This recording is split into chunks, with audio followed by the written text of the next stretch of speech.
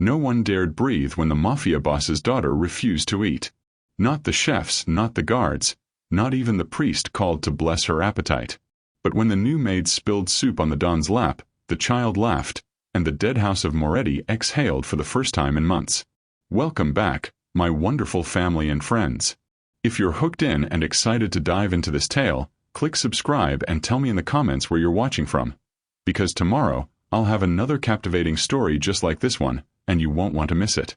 Now, let's get started. The chandeliers above the dining hall trembled slightly. Not from wind, but from fear. The Moretti mansion had a way of holding its breath whenever Don Enzo Moretti entered a room. Even the silverware stood straighter. He sat at the head of a long table draped in white linen, staring at the untouched plate before his daughter. Luciana, 6 years old, small and still as a porcelain doll, sat beside her chair like a sentinel guarding silence. A plate of risotto cooled before her, the steam curling into nothingness. Around them, the air was thick enough to choke on. She won't eat again? Enzo's voice was low, silk dragged across steel. The head chef, an aging man whose mustache twitched with terror, lowered his head. Signore, she said, it smells like sadness. The Don's jaw flexed. And what does that mean? No one answered. Because no one ever did. Not when the Don's eyes went that cold, that flat. A man could drown in the quiet that followed his anger. Luciana poked at her risotto with a fork, muttering under her breath. Mama used to make it different. Enzo's throat tightened. Your mother is gone, Bambina. His tone was softer than usual, but the word gone still cracked like ice. Luciana didn't look up. Then, I don't want it. The silence that followed was the kind that made grown men wish for thunder. The Don leaned back, fingers steepled, his patience stretched like glass. Somewhere near the doorway, a servant shifted nervously, and Enzo's gaze flicked toward him like a loaded gun. Take it away, he said finally, voice devoid of emotion. And send for another chef. The chef opened his mouth to protest, but caught sight of the Don's expression and simply nodded, backing away as though from a sleeping tiger. Enzo remained seated, staring at the spot where Luciana's meal had been. He didn't speak, didn't sigh. But inside him something gnawed, a quiet, relentless failure. For all his empire, for all his control, he could not command the one thing that mattered. A father who could make the world kneel couldn't make his daughter take a single bite. The next morning, the kitchen was in chaos. A new chef, this one from New York, was unpacking knives worth more than a car. He barked orders in a clipped accent, determined to succeed where others had failed. Fresh herbs only. And no salt until she tastes it. The Don's daughter has a refined palate, capice. But while the men in tall hats argued about seasoning, a woman in a plain gray uniform slipped quietly into the background. Sofia Alvarez, the new maid, wiped down silver trays, her dark eyes scanning the marble room like she'd stepped into another world. She wasn't meant to be here long. Just cleaning duty. Keep quiet, keep your head down, and don't talk back, that's what the agency said. But Sofia had never been very good at staying quiet. She watched the chef's panic over a 6-year-old's breakfast and shook her head. Looks long. They're trying to impress a queen, she muttered in Spanish. A nearby butler glared. No talking, maid. She smiled faintly. Then maybe tell them to stop shouting. By noon, disaster struck again. Luciana sat at the dining table, her small hands folded in defiance, a plate of beautifully arranged pancakes before her. The Don watched from across the room, every inch of him composed but seething underneath. The girl hadn't touched a crumb. I don't like them, she said. You haven't even tasted them, Enzo replied evenly. I can smell they're wrong. The chef turned pale. Enzo exhaled slowly. Take it away. The chef bowed, murmuring apologies, and fled with the plate. Sofia entered just as the door closed behind him, carrying a tray of polished cutlery. She froze mid-step, sensing the tension in the air like static. Luciana turned her head toward her. Who's she? The maid, Enzo said, not looking up. She doesn't look like the others. That earned Sofia a fleeting glance from the Don, sharp, assessing. She met it unflinching, which was unusual. Most people dropped their eyes around him. Instead, she raised an eyebrow, half a smile playing on her lips. "I take that as a compliment, Signorina," she said. Luciana's lips twitched. "You talk funny." "I talk honestly," Sophia said. "You hungry?" Luciana hesitated. "No." "Good," Sophia said, setting down her tray. "Because I'm terrible at sharing." The child blinked. Enzo's brow furrowed. "What did you just say?" Sophia shrugged. "If she's not going to eat, then I will. Waste of good food otherwise." She reached toward a nearby plate of pastries, picked one up, and took a large, unapologetic bite. Luciana gasped. "That's mine." Sophia chewed slowly, savoring. "Oh, this. You said you didn't want it." "I changed my mind." "Ah. Then you'd better hurry before I finish." Luciana scrambled up, grabbing her fork with sudden urgency. Within seconds, she was eating. The room fell silent. Enzo stared, half astonished, half amused, as his daughter took bite after bite, glaring at Sophia as if guarding a treasure. When Luciana finished, Sophia placed her hands on her hips, mock serious. "There. A meal worthy of a queen's temper." The child grinned.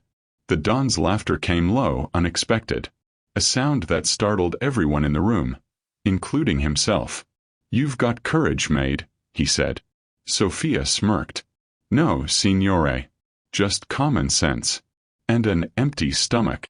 Enzo studied her longer than necessary, eyes narrowing as if trying to understand what force had just walked into his life and turned his house upside down. That night, Enzo stood alone on the balcony overlooking the courtyard. The air was cool, scented with lemons and rain. Below, Luciana's laughter drifted up faintly from the kitchen, where Sophia was telling her some story about Madrid and mischievous pigeons. Enzo closed his eyes. For months, that house had been silent, haunted by grief, suffocating under the weight of loss. And now, with one stranger's humor, it had begun to breathe again. He didn't know whether to be grateful or afraid. The laughter from below faded slowly, swallowed by the vast marble corridors of the mansion.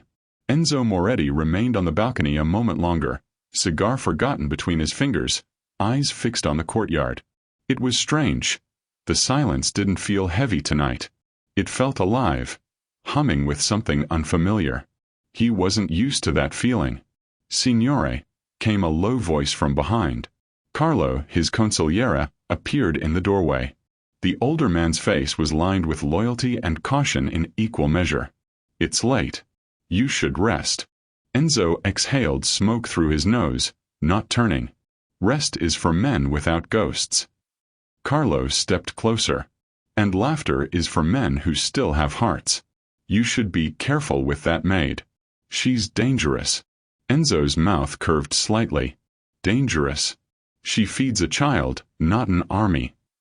Carlo's brow furrowed. "She disarmed you with a spoon, Enzo. That's more dangerous than a gun in this house."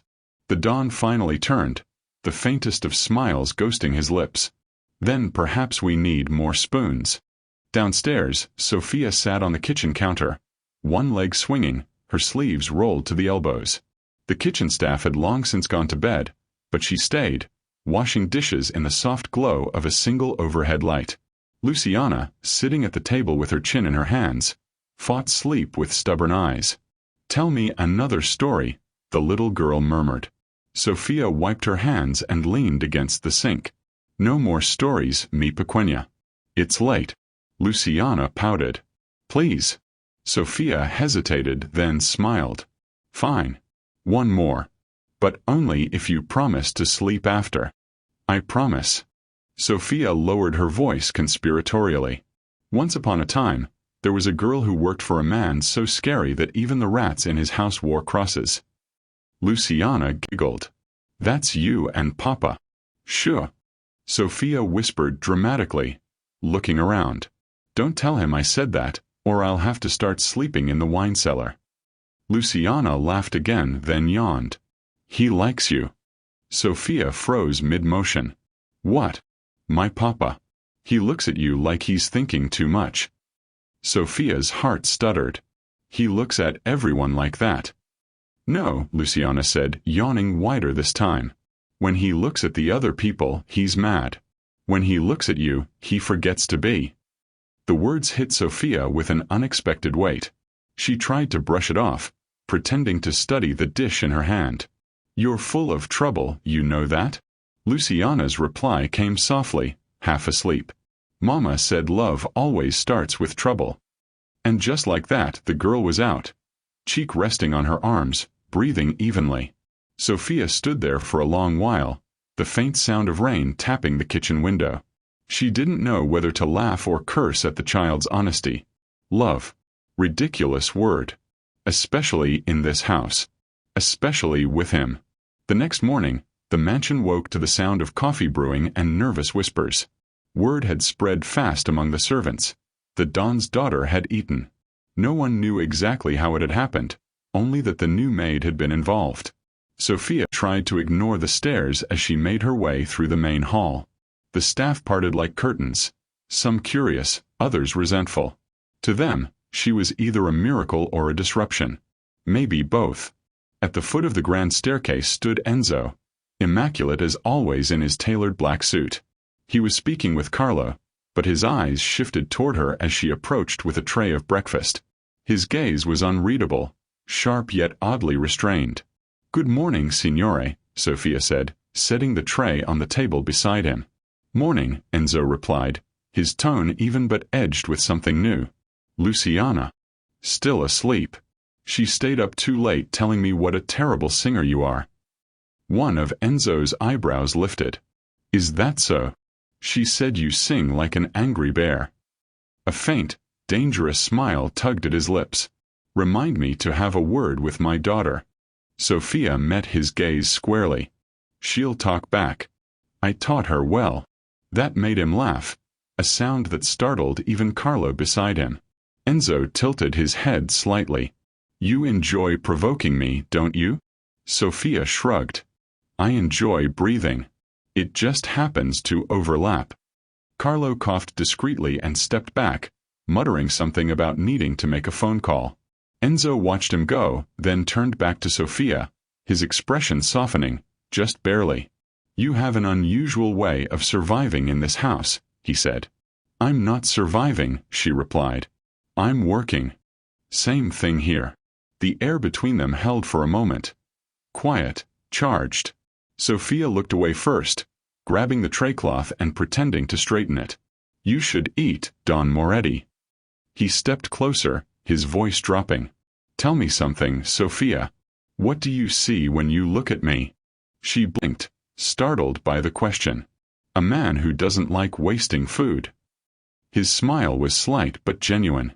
"Careful. That kind of humor could get you killed." "Then I hope it's quick." The corner of his mouth twitched again, but he said nothing more. Instead, he reached for the coffee cup she'd set down and took a slow sip. "It's good," he murmured. "Better than usual." Sophia tilted her head. "Maybe because no one's afraid I'll poison it." He looked up sharply. "Are you sure I shouldn't be?" Her smile was cool and amused. "You'd know by now if I wanted you dead." Their eyes held for a long moment. Long enough that the servants nearby pretended to suddenly remember urgent tasks elsewhere. Later that afternoon, Enzo stood in his study, staring out the tall windows at the rain-slicked driveway. His thoughts kept circling back to her. The way she spoke to him without fear, the way Luciana lit up around her, and the way she made his empire of fear feel like a home again. Carlo entered quietly. "You're thinking about the maid." Enzo didn't turn. "She's interesting. She's trouble." "Same thing," he said softly. Carlo sighed. "You've built your life on rules, Enzo. Don't forget them because a woman smiled at your child." Enzo looked at him finally. "Maybe it's time I remembered I'm a father before I'm a Don." That ended the conversation. Carlo left with a shake of his head, muttering about hearts being more dangerous than bullets. That night, as thunder rolled across the sky, Sophia stood by Luciana's bedside, tucking her in. The little girl mumbled in her sleep, clutching her stuffed rabbit. Sophia brushed a strand of hair from her forehead and turned to leave, only to find Enzo standing in the doorway, hands in his pockets. She adores you, he said quietly. Sophia jumped slightly. You shouldn't sneak up on people, signore. It's unnerving. He stepped closer. You've done more for her in 2 weeks than anyone has in 6 months. Sophia met his gaze, steady. She doesn't need chefs or doctors. She needed someone to listen. And what about me? His tone was almost teasing, but there was something raw beneath it. What do I need? Sophia hesitated. Maybe, to stop talking like you're two different people.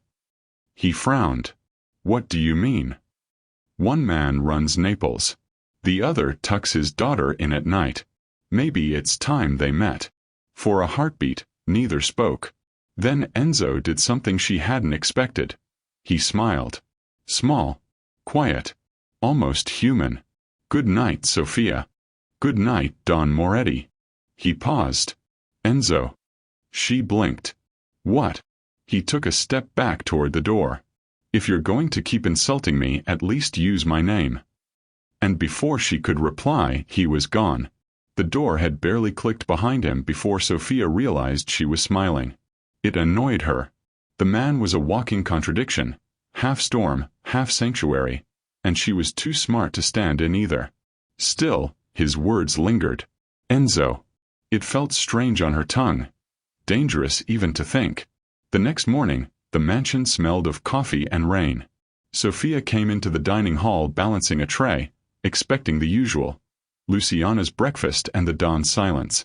But the table had been reset. 3 places this time, not 2. She stopped short. Sit, Enzo said from behind his newspaper without looking up. You're joining us. I ignore that's not. Enzo. The correction was quiet but firm. He folded the paper and glanced up, eyes glinting with that deliberate calm that meant he'd already decided. You got my daughter to eat. You can eat too. Luciana, swinging her feet under the table, nodded eagerly. Sit, Sophia. Papa says breakfast is boring alone. Sophia hesitated only a moment before setting the tray down and sliding into the empty chair. You realize this violates at least 3 unspoken rules of hierarchy, right? Enzo buttered his toast. I write the rules. She smirked. And change them when convenient. Efficient leadership. Luciana giggled. You two sound like you're fighting but smiling. Sophia looked at her. That's called negotiating, sweetheart. Adults do it when they're pretending not to like each other. Enzo's eyebrow lifted. Pretending. Breakfast, Enzo, she said sweetly, cutting into her eggs. He laughed, a quiet, genuine sound that made the servants exchange startled glances from the corners of the room. As the days unfolded, breakfast together became routine. It unsettled the household. A maid sitting beside the Don, eating at his table. The cooks whispered that the world was tilting on its axis. Even Carlo couldn't hide his irritation. You're blurring lines, Enzo. A boss needs distance. Enzo poured himself a glass of wine. Distance never fed a child. She's not the child, Carlo said pointedly. The Don looked at him, voice cool. Careful, old friend. Carlo exhaled. Defeated. Just don't let the girl make you soft. But softness wasn't the right word. What Enzo felt was clarity. The mansion didn't echo anymore. Luciana sang to herself again. And every meal with Sophia reminded him what silence used to cost. One afternoon, Sophia found Enzo in the courtyard trimming roses. Something she hadn't imagined he'd ever do. The sight startled her. The Don of Naples, sleeves rolled up, fingers dusted with soil. Didn't take you for a gardener, she said. He glanced over his shoulder. I prefer things that don't talk back. Then I'll leave you to your roses. Stay, he said, not quite in order. He clipped another stem. Do you know what the secret is to keeping them alive? Water. He smiled faintly. Respect. They're full of thorns, but that's not a flaw, it's defense. People forget that. Sophia crossed her arms.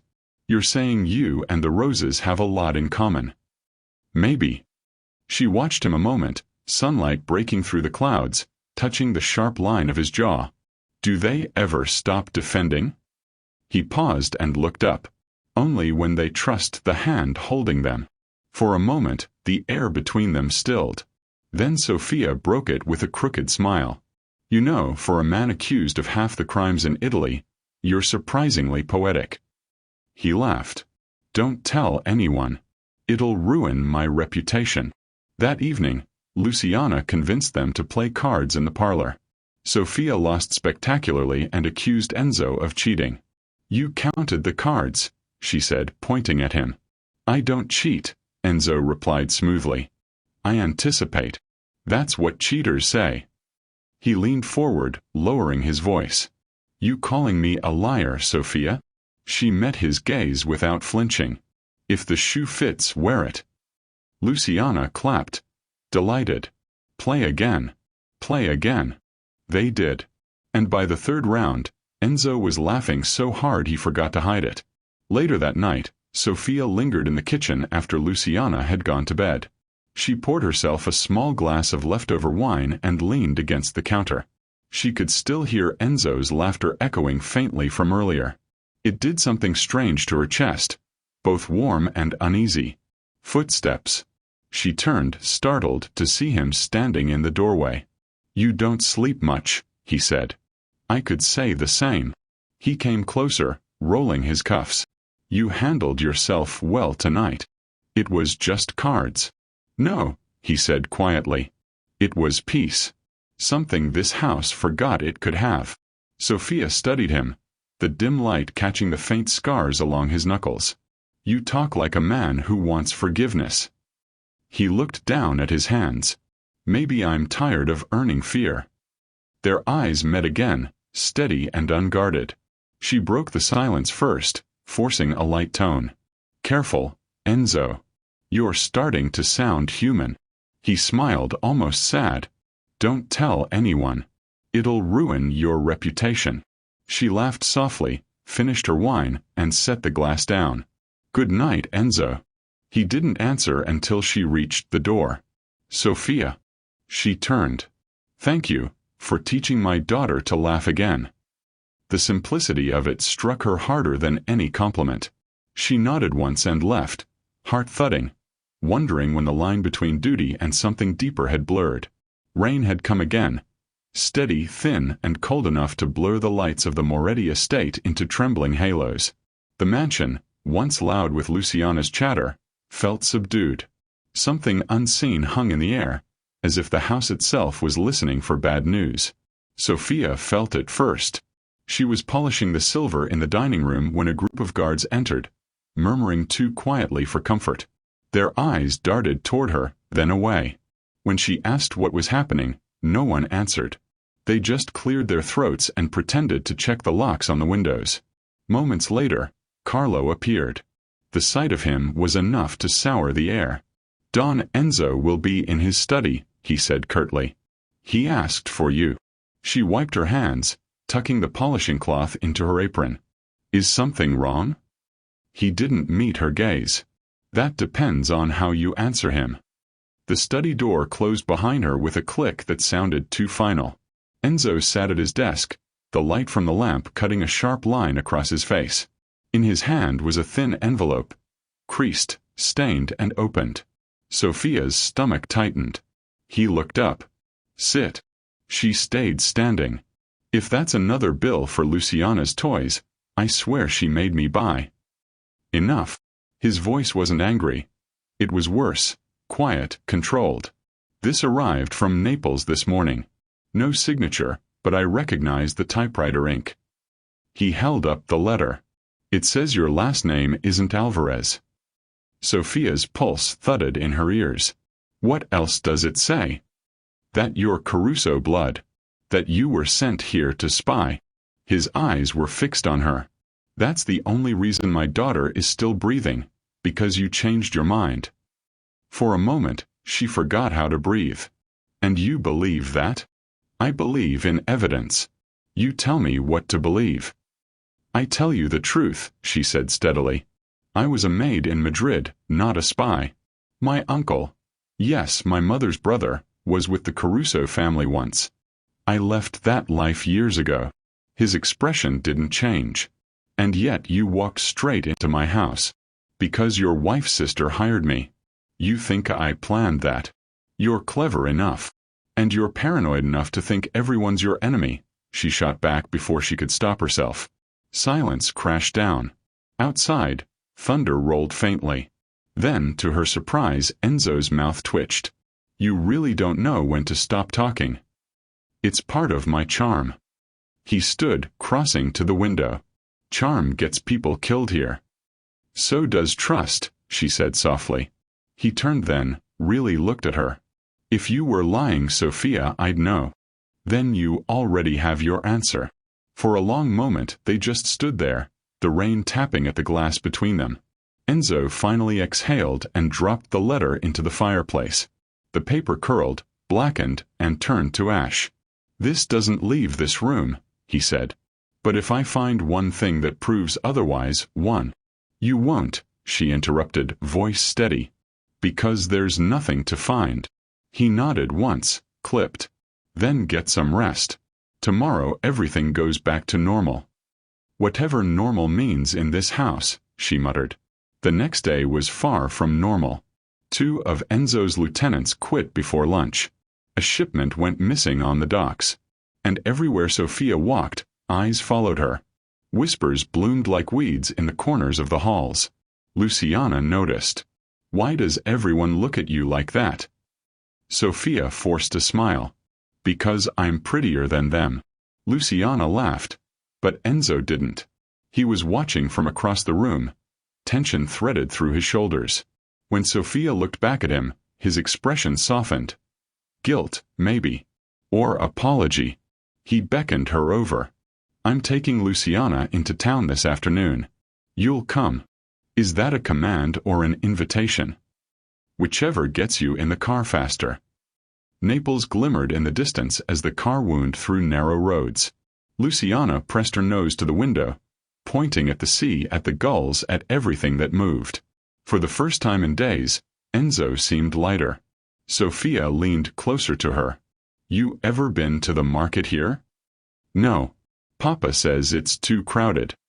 "It's wonderful. Chaotic, loud, and smells like heaven and fish." She grinned. "Let's go." Enzo shot her a look.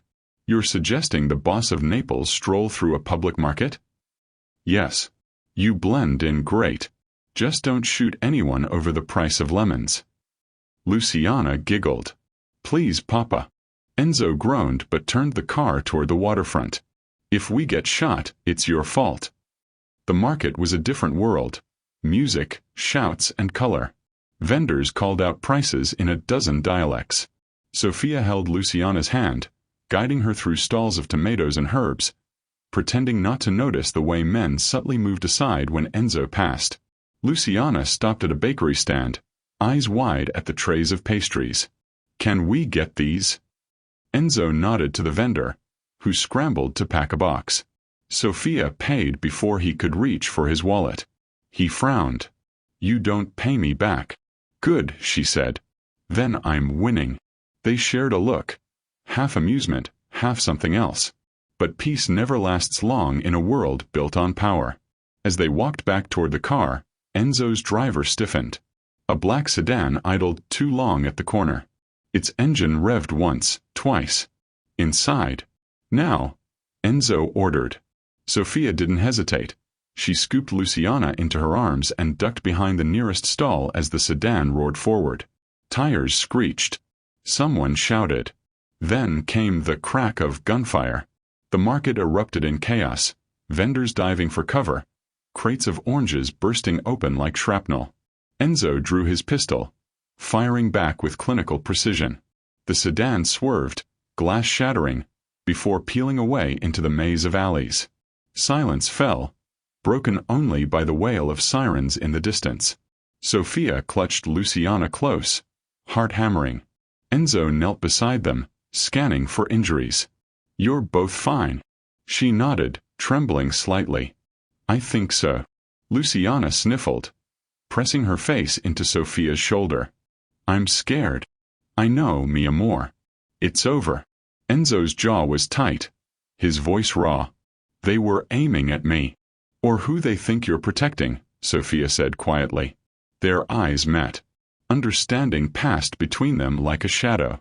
That night, the mansion was locked down. Guards doubled, lights stayed on. Enzo sat in the study again, phone pressed to his ear, barking orders in Italian. When he finally hung up, he looked more exhausted than she'd ever seen him. They were Caruso men, he said. The ones who attacked the market. Sophia folded her arms. So the letter was bait. He nodded grimly. They wanted me to doubt you. They almost succeeded. Almost, she said, the word sharp and deliberate. Don't make that mistake again. He looked up, surprised by her tone. Then, slowly, he smiled. You really don't know when to be afraid, do you? Maybe I just decided you're not worth fearing. He laughed under his breath, a short, tired sound. God help me, I think that's why I trust you. Outside, thunder rolled once more, low and distant, but the kind of storm that promised to come back stronger. The morning after the shooting, the Moretti mansion didn't wake, it flinched. Doors slammed. Boots echoed through the halls. The smell of gun oil replaced that of espresso. Guards checked the windows twice, then once more, as if staring long enough might stop a bullet from finding its way through the glass next time. Sophia stood at the kitchen sink, sleeves rolled up, washing dishes that didn't need washing.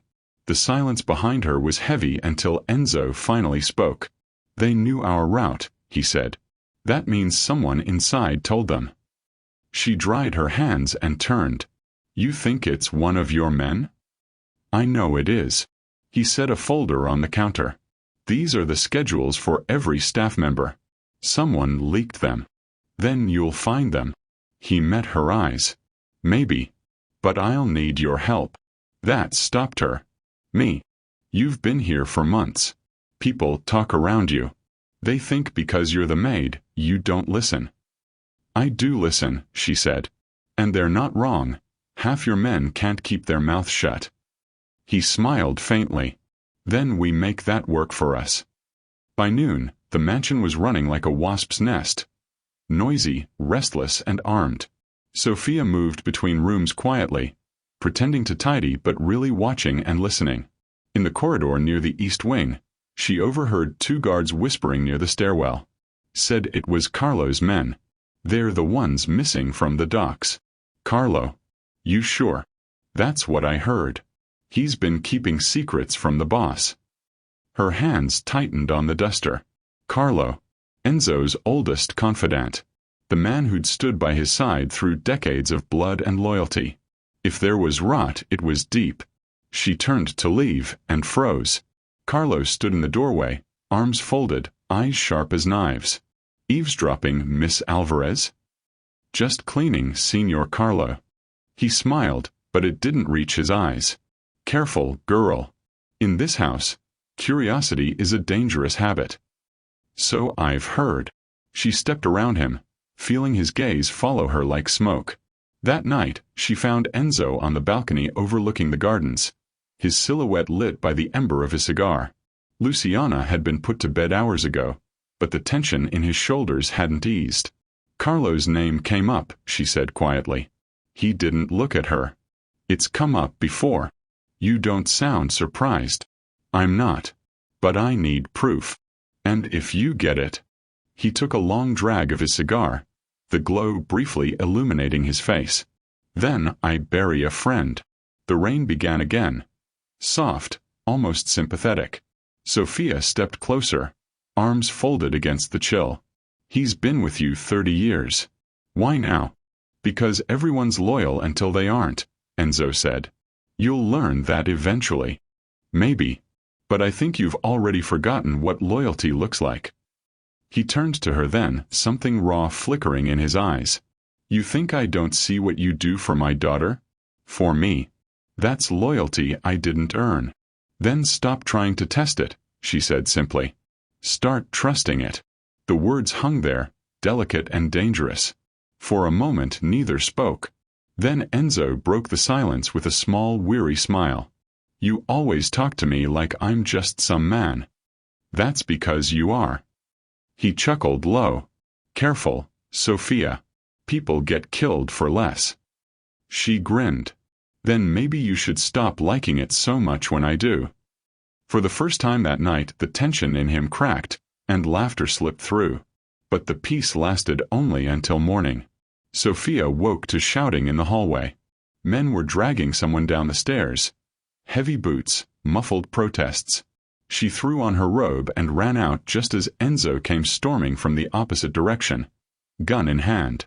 In the foyer, 2 guards pinned Carlo to the floor. Enzo's voice was iron. "Tell me why." Carlo spat blood. "You don't understand, Enzo. Tell me why you sold my route. My daughter was in that car." Carlo's eyes flicked to Sophia, then back. "You've gone soft," he hissed. "That woman, she's the leak. I just used what she gave me." Sophia's breath caught. "That's a lie." "Is it?" Carlo sneered. "How else did the Carusas know she'd be at the market? They wanted her, Enzo. Not you. She's their blood." The guards glanced between them. Doubt wavered in their eyes like smoke. Enzo didn't flinch. "You think you can pit us against each other? You taught me this life, Carlo. You should have known better." He nodded to his men. "Take him to the cellar." As Carlo was dragged away, his voice echoed through the hall. "She'll destroy you, Enzo. Just like her family destroyed mine." The doors slammed. The echo faded. Sophia stood frozen. Enzo turned slowly to her. "You said your uncle was Caruso." "I said. Not is." "Then tell me something. How many more of them are there?" "I don't know." Her voice cracked. "He's been after me for years. I left them, Enzo. I left everything." He studied her, jaw tight, then holstered his gun. "Then it's time you tell me the whole story." They sat in his office long after midnight. Rain hammered the windows, and thunder rolled like distant artillery. Sophia told him everything. How her mother had fled Naples, how her uncle, Giovanni Caruso, had tried to recruit her when she turned 18, and how she'd run to Madrid under a false name to escape his reach. She told him about the threats, the letters, and the promises of safety if she came home. And finally, she told him that she hadn't been hiding from Enzo's world. She'd been hiding from her own. When she finished, Enzo sat back, silent for a long time. Then, quietly, he said, "You realize what this means. If Giovanni knows where you are, he'll come for you." Sophia nodded. "Then we make sure he regrets it." His eyes softened. "You talk like me now. Maybe I've been around you too long." He smiled faintly.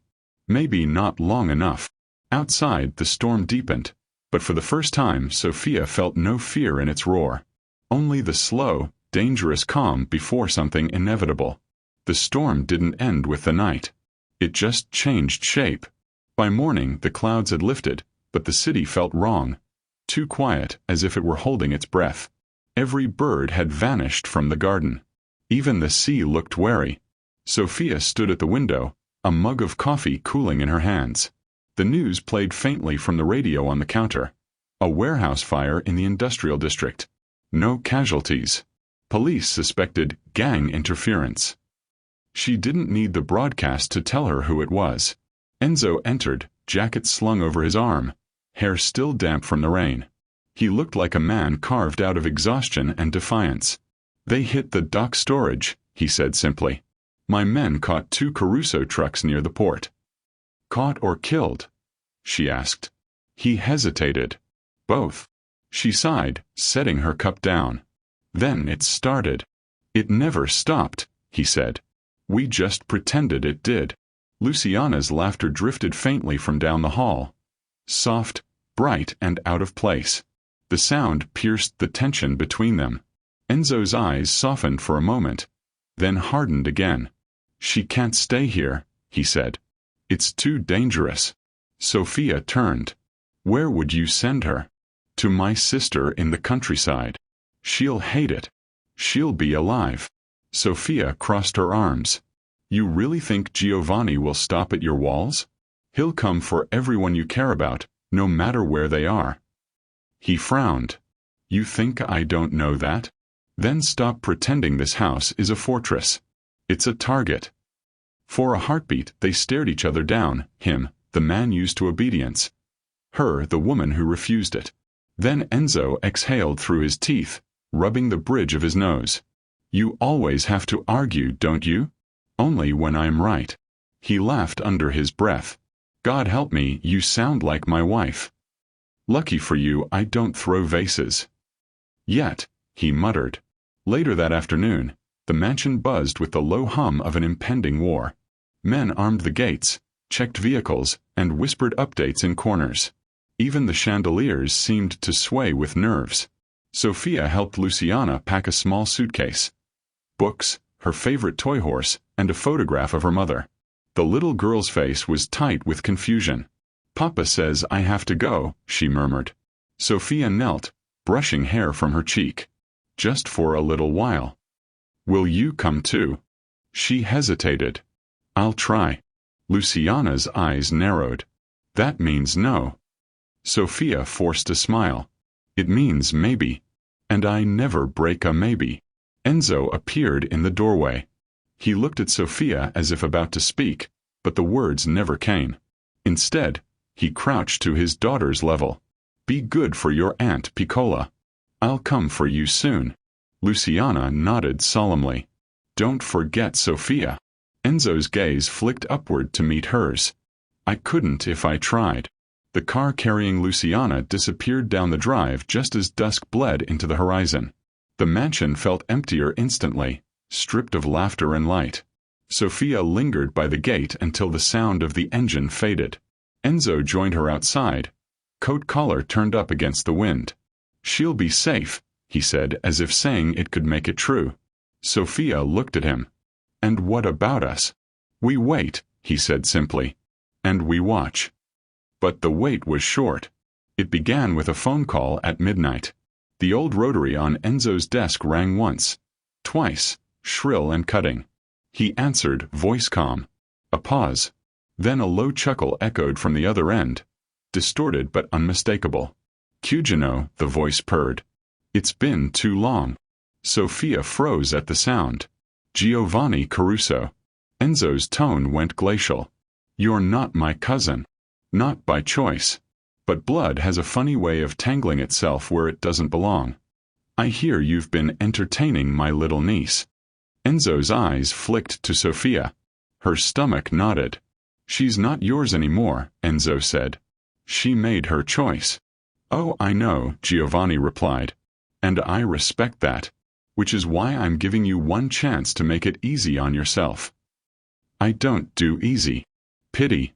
Because if you don't give her to me, I'll start collecting everyone who stands between us. One by one. The line went dead. The silence that followed was deafening. Enzo hung up slowly. Pack a bag. Sophia blinked. What? We're leaving. Tonight. You think running will stop him? He met her gaze. No. But it'll make him chase us on my terms. They moved quickly. The staff was ordered to stand down, and the guards were told to misdirect any tails. Within an hour, a black sedan rolled through the gates under the cover of fog. Sophia sat in the passenger seat, clutching her coat around her. Where are we going? North. A safe house. No phones, no names.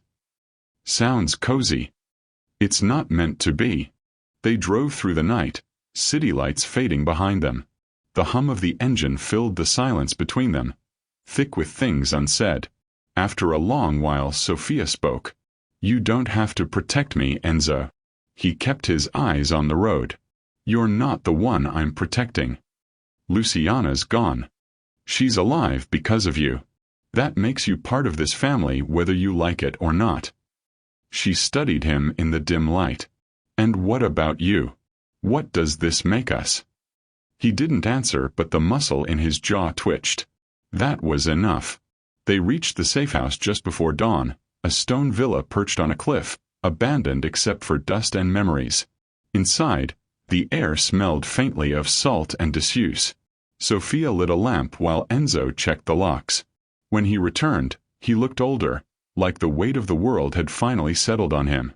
You should rest, he said. And you? I'll keep watch. She hesitated, then crossed to him. You can't keep watch forever, Enzo. You're not made of iron. Don't be so sure. She smiled faintly. No, you're worse. You're stubborn. He gave a short laugh, but it didn't last. The sound died quickly, replaced by something quieter. He reached out, brushing a strand of hair from her face, almost without realizing. You should have never come into my life, he said softly. I know, she whispered. But aren't you glad I did? He didn't answer. Not with words. Only with that long, conflicted look that said more than he could admit. Outside, the sea crashed against the rocks below, relentless and wild. And somewhere in the distance, headlights appeared on the road. Just 2 points of light, faint but closing in. The storm had found them again. The night was too still. Enzo had lived through enough ambushes to know silence was louder than gunfire. Every instinct screamed that they weren't alone. The villa's walls seemed to breathe, the air thick with waiting. He moved to the window. Below, the sea churned black and endless. A pair of headlights flickered far down the road, then vanished behind the curve of the cliff. Get away from the window, Sophia whispered. He didn't turn. You saw them too. She nodded, pulling the curtain shut. 2 cars, maybe 3. Moving slow. Enzo exhaled through his nose. They found us faster than I expected. I told you running doesn't work forever. I never said forever, he replied. Just long enough to choose where I kill them. She gave a tight, humorless smile. Romantic. Practical, he corrected. They moved fast. Enzo checked the magazines in his pistols while Sophia packed what little they had unpacked. Outside, the wind had picked up, carrying the smell of rain and diesel. Downstairs, he ordered. They reached the living room as headlights swept across the windows. Gravel crunched outside. Doors slammed. Voices, low, foreign, and organized, spread out around the villa. Sophia's pulse quickened. How many? Too many. Then you'll need help. I didn't bring you here to fight. Then you made a mistake, she said, stepping past him toward the bookshelf. She pressed a hidden latch. A narrow panel slid open, revealing a small steel case tucked behind loose bricks. Enzo blinked. What? Your wife's sister didn't hire me just for my cleaning, Sophia said flatly. She flipped the case open. Inside lay a compact submachine gun, well-oiled and matte black. I worked for your wife before she died. I was her security detail. He stared at her. You're ex-military? Spanish intelligence, she said, loading a magazine with precise, practiced clicks. Special reconnaissance. Retired early. Don't look so shocked. You're not the only one with secrets, signore. He laughed once, low and incredulous. And you let me think you were just a maid? You needed a maid more than a soldier, she said. But tonight you need both. The first gunshot shattered the night. Clean, sharp, and close. A second followed, glass exploding across the floor. Enzo grabbed Sophia by the arm, dragging her behind the stone pillar just as bullets tore through the curtains. They're covering the front, she shouted. I'll take the back. No. She ignored him, sliding low across the floor, moving like water. The hallway erupted with echoing gunfire. Enzo cursed under his breath and followed. In the dim kitchen light, Sophia crouched behind the counter, eyes scanning the doorway. When the first Caruso man kicked it open, she fired 2 rounds, short, precise bursts. He dropped instantly. Enzo ducked behind the wall beside her. Remind me never to argue with you again. Too late, she said. You already did. The firefight stretched on in bursts, silence, then thunder. Shadows danced against the walls, muzzle flashes painting the room in strobe. Enzo reloaded, jaw tight. They're not trying to kill us, he muttered. They're trying to capture. Sophia frowned. Why? He met her eyes. Because Giovanni wants you alive. A pause. Then she said quietly, then let's disappoint him. When the smoke cleared, 5 bodies lay scattered across the gravel drive. The sea wind whipped through the shattered windows, carrying the metallic tang of spent ammunition. Sophia stood at the doorway, breathing hard but steady. Her hands didn't shake. Her face was calm, almost too calm. Enzo stepped beside her, gun still in hand. You didn't even flinch. I've seen worse. He studied her for a moment, the last of the adrenaline bleeding into something heavier. Respect, admiration, maybe something else. You saved us, he said simply. Don't sound so surprised. I'm not. I'm just wondering how I ever mistook you for someone ordinary. She smiled faintly. Because you wanted to. They spent the rest of the night barricading the doors, moving through rooms lit only by candlelight. Every creak of the old house felt amplified, but no more engines came. At dawn, the first light touched the sea, silvering the waves. Sophia sat at the table, hands wrapped around a cup of black coffee. Enzo joined her, bruised and bone-tired. He set his gun down on the table between them. Giovanni knows where we are. He won't stop. Then we stop him first. He raised an eyebrow. You have a plan? Not yet, she admitted. But I have motivation. He smirked faintly. That's a start. She met his gaze. You think I did all this just for Luciana? He tilted his head. Didn't you? Partly. She leaned forward, voice soft but steady. But mostly because I'm tired of running from men who think fear is love. He looked at her for a long moment, then nodded once. Then we'll end it together. Outside, the storm had finally broken. Sunlight spilled across the sea. But behind the light was a darker promise. The war between Moretti and Caruso was no longer coming. It had already begun. Morning found the villa in ruins and silence.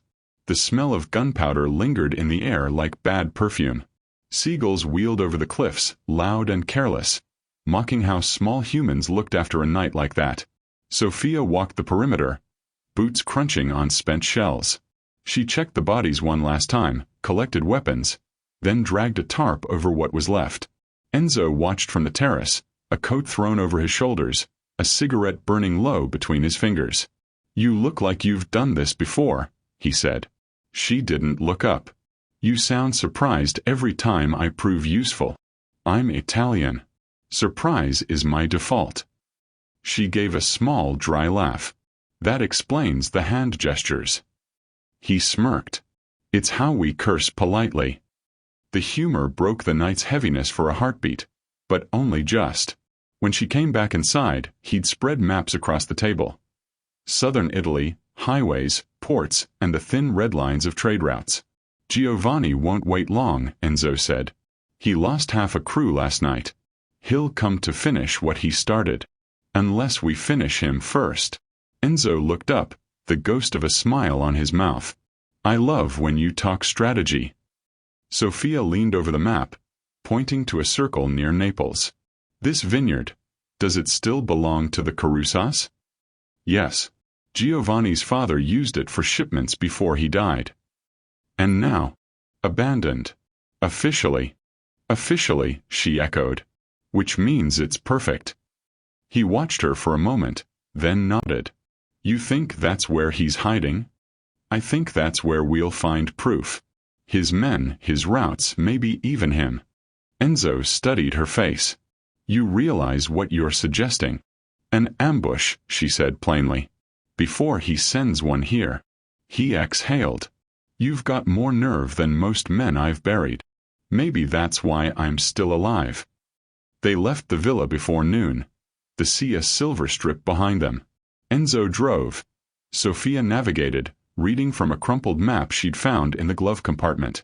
The narrow road wound through olive groves and ghost villages, places where time had stopped and no one cared to restart it.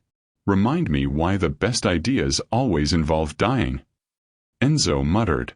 Because the bad ideas already killed everyone else. He glanced sideways at her. Are you always this optimistic? Only before gunfights. The vineyard appeared like a memory out of fog. Sprawling, overgrown, the main house half collapsed under ivy. The old wine cellars gaped open like wounds in the hill. Somewhere nearby, a generator hummed, faint but steady. Sophia raised her binoculars. 2 guards at the south entrance. Maybe 3 near the trucks. Enzo's jaw tightened. Caruso trucks. She lowered the binoculars. So we were right. He checked his pistol. Right doesn't mean safe. They moved quietly along the fence line, keeping low among the vines. Sophia's every step was measured. Enzo's every glance calculated. They moved like two people who'd both lived too long among betrayal to trust silence. At the rear of the property, they found an old drainage tunnel half hidden by brush. Enzo crouched beside it. You first. Chivalrous. Strategic, he said. If there's an ambush, they shoot you first, and I know how to run. She shot him a look. I see why everyone loves working for you. Flattery won't make me go first. Good. I wasn't trying. She slipped inside. The tunnel reeked of damp earth and rust. They followed it until it opened into the lower cellar, a cavern of stone pillars and crates. Flickering bulbs hung from the ceiling, powered by the hum of that distant generator. Voices echoed faintly above. Sophia gestured for silence and crept toward a stack of barrels. Between the slats, she saw them. Half a dozen men unloading boxes stamped with the Caruso crest. Not wine. Weapons. She mouthed proof. Enzo nodded. He pulled a small camera from his jacket pocket. We take pictures. Then we. A click interrupted him. The metallic, unmistakable sound of a safety being switched off. Drop it, said a voice behind them. Sophia turned slowly. One of Giovanni's men. Scarred face, rifle steady. Another stepped out from the shadows. Enzo lifted his hands slightly. Easy, boys. You don't want to. The first man sneered. Giovanni sends his regards. Don Moretti. He said to bring you home. Sophia's tone turned to ice. And what did he say about me? The man smirked. He said you'd come crawling back. Family always does. Something in her snapped. She moved before he finished the sentence, pivoting, grabbing the barrel of his rifle, and jamming it upward as she slammed her elbow into his throat. The shot went wild, sparks flying from the ceiling. Enzo ducked, pulling his pistol and firing once. The second guard fell before he hit the floor. The cellar erupted in chaos. Shouts and footsteps from above. Enzo grabbed Sophia's arm. We need to move. They sprinted through the crates as bullets tore through wood and glass. Sophia ducked behind a pillar, firing back with precise bursts. I thought we were taking pictures. We are. Mental ones. Remind me never to take a vacation with you. Remind me never to let you plan one. They burst through the far door into the courtyard, the late sun blinding after the darkness below. Enzo fired twice over his shoulder, then kicked open the gate. They stumbled down the hill, hearts hammering, until the vineyard was a blur behind them. They stopped in the grove, both gasping, clothes streaked with dust and sweat. For a long moment neither spoke. Only the cicadas dared to make noise. Then Enzo laughed. Raw, disbelieving. You're insane. You're welcome. He turned to her, the grin fading into something quieter. You could have run. You could have left me there. I could have, she said. But I don't like unfinished business. He watched her, eyes dark and unreadable. This isn't just business anymore. No, she said softly. It's family. By the time they reached the car, the sky had turned orange. Sophia slid into the passenger seat, resting her head against the glass. Enzo started the engine but hadn't driven yet. You realize Giovanni will come harder after this, he said. I'm counting on it. He looked at her. You want him to find us? I want him to walk into the last trap he'll ever see. A small smile touched his mouth. Remind me never to get on your bad side. Too late, she said. You already spilled soup on yourself, remember? He chuckled. The sound, low, genuine, cut through the fading light like a promise that the story wasn't done yet. The mansion was quiet again, but it was not peace, it was waiting. Every hallway hummed with electricity, like the air before a storm. The servants moved in pairs now, heads low, carrying supplies that weren't for dinner but for defense. Enzo stood in the great hall, his reflection doubled in the polished floor.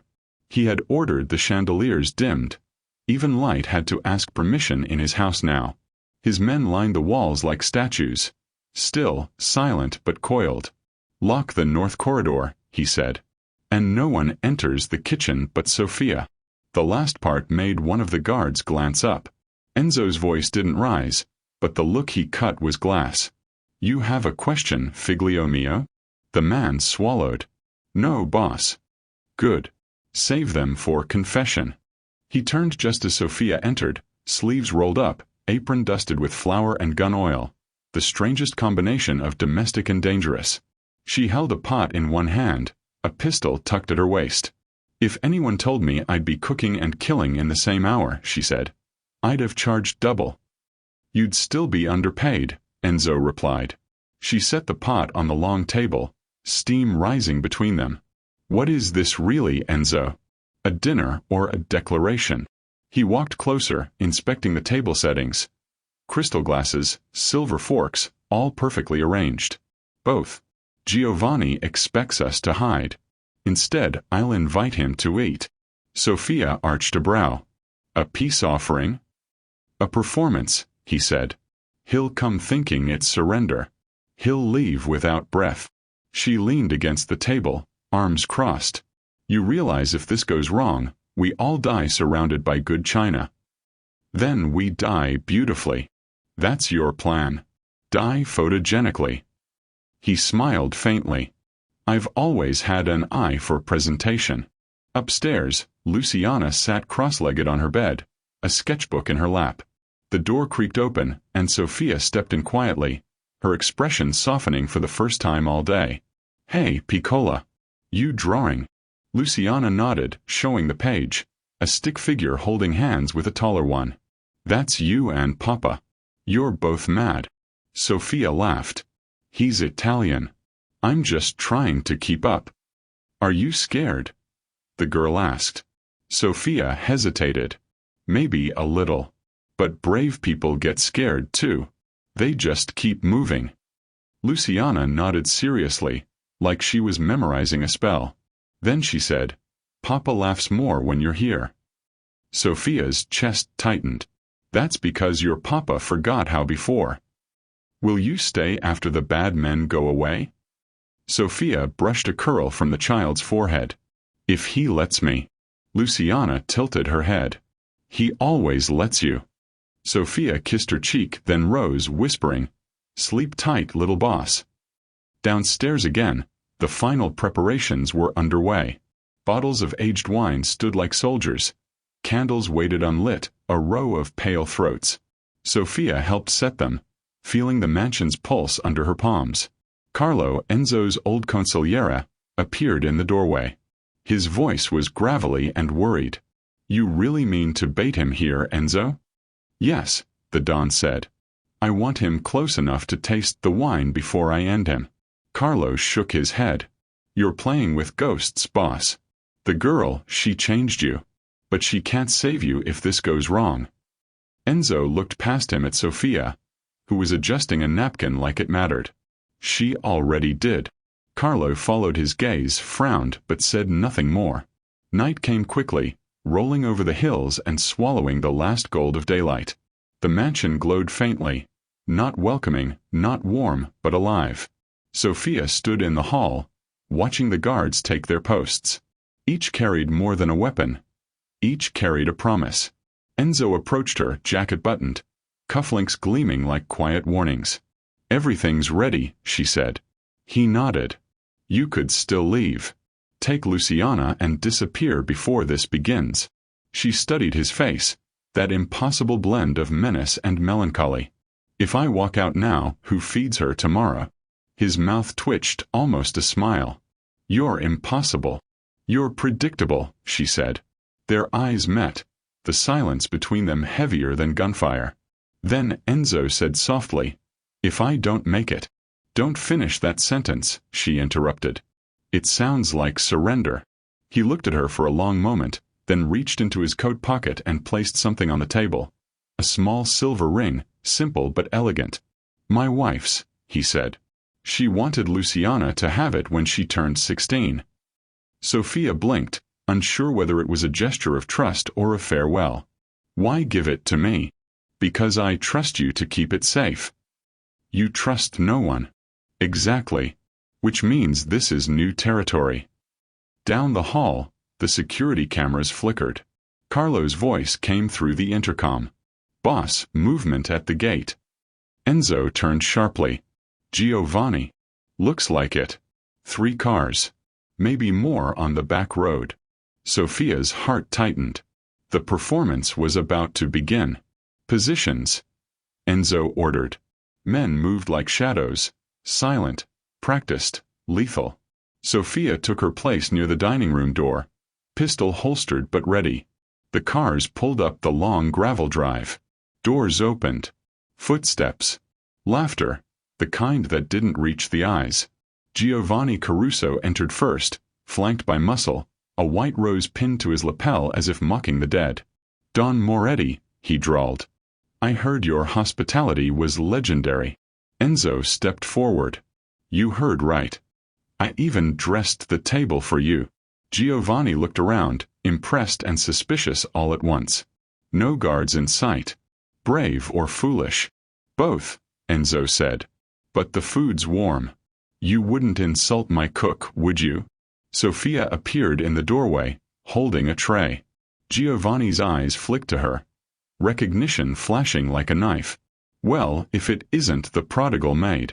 Dinner's on the house, she said coolly. Last supper? He asked. Depends on who's sitting at the wrong end of the table. Enzo's men emerged then, guns drawn from hidden alcoves. Giovanni's smirk faltered just as Enzo said quietly, I told you not to bring a war into my home. For a breathless moment, no one moved. Then Giovanni laughed, the sound hollow. You think this ends here? Enzo's voice dropped. It already has.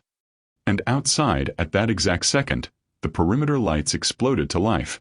Blinding brightness revealing dozens of Moretti men surrounding the property, rifles glinting. Giovanni froze.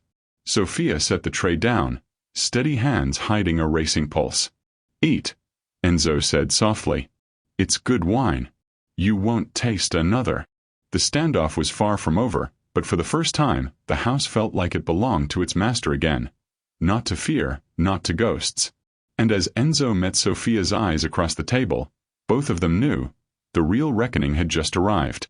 Thank you for watching this story to the end. If you enjoyed this story, you will surely love the next one. It's as crazy and intriguing as you can ever imagine. So do check it out. Click on the image showing on your screen right now to watch the next one.